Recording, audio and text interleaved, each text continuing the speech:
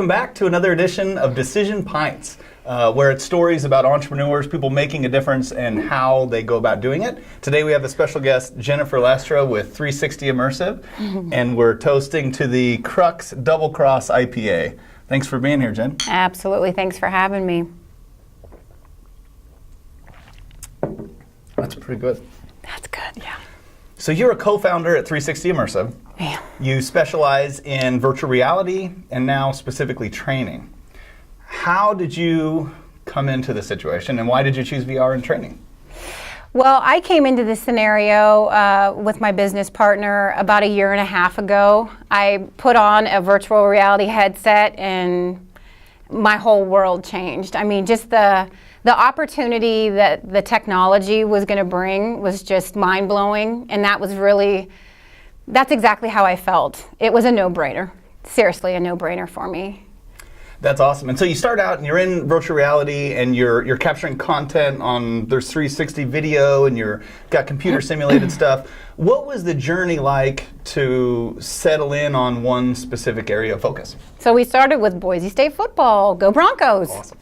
And we saw the capability to use the technology for quarterbacks and play simulation, and then from a recruiting standpoint. And we actually put together some product for virtual reality experience for Boise State so that the coaches could go out and recruit using it. And so it just kind of gets your mind going with all of the possibilities. Okay, so if this is effective for football players or quarterbacks and recruiting purposes, where is it that society needs a lot of help? And when you look at the training aspect and emergency response personnel and public safety personnel, again, I'm going to go back to the no-brainer concept.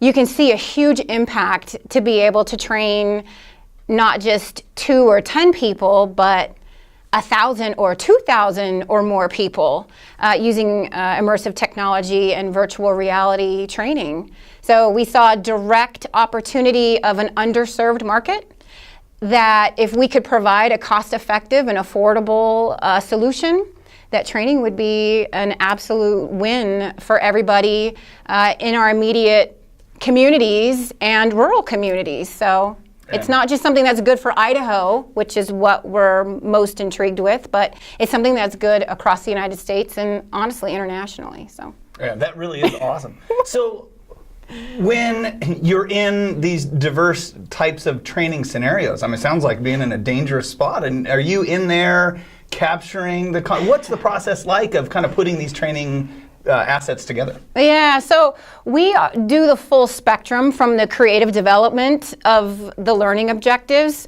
Now, really quickly, we are not training specialists. We are content type creators, and so we understand the process of the creativity process. The company's got 16 years of business doing this, and the production side.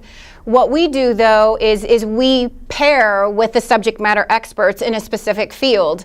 And right now, those fields range from anything from law enforcement, emergency response, like EMS folks, to medical training organizations as well. So they're the subject matter experts.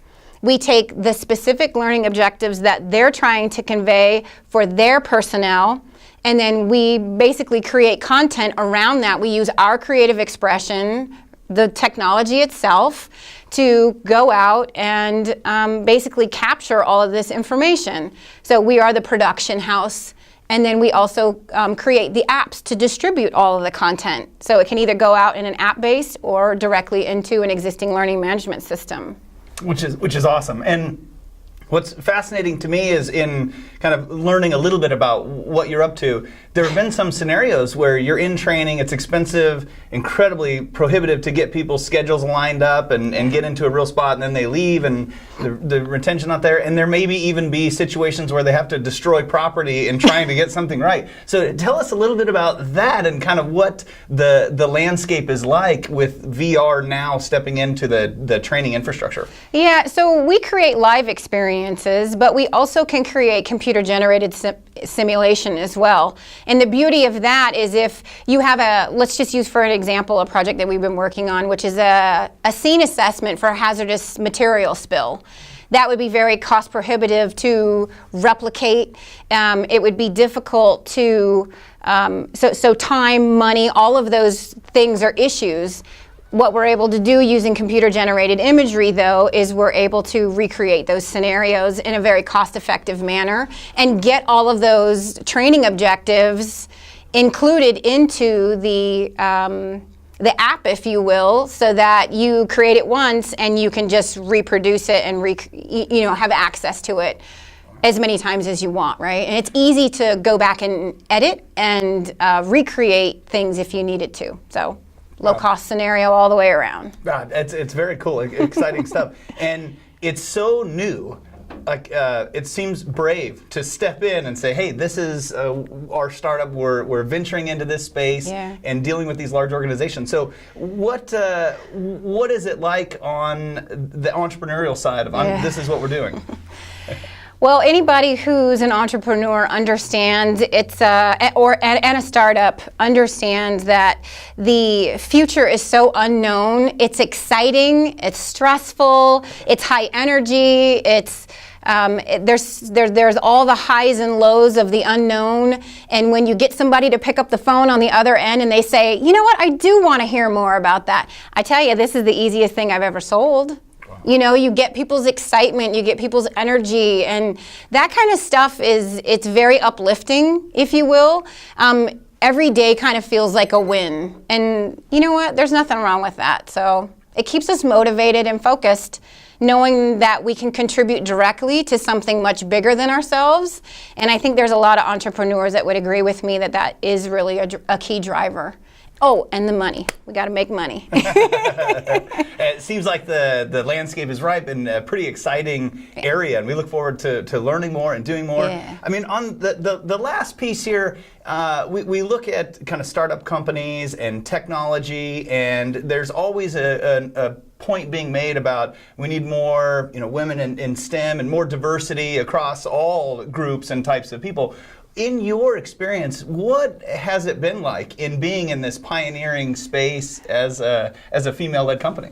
So that's a great question. I don't have a technical background per se. I'm not an engineer, but I've worked in technology my whole career. I started out as an electrician in the Navy, right? And so I've sold night vision. I've helped literally and figuratively wire aircraft carriers.